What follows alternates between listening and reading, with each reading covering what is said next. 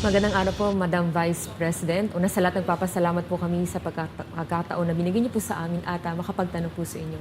Pero bago po ang lahat, ma'am, ano po ba ang dahilan at nabigyan niyo po kami ng pagkakataon na magpaunlak po kayo ng interview?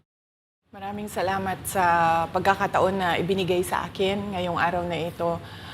Nagpa-interview ako dahil gusto ko na malaman ng taong bayan at ma-explain sa taong bayan kung bakit hindi ako sumasagot sa question and answer sa budget hearing ng Office of the Vice President para sa budget proposal namin 2025. Gusto ko kasi na maintindihan ng taong bayan saan ba ako nanggagaling.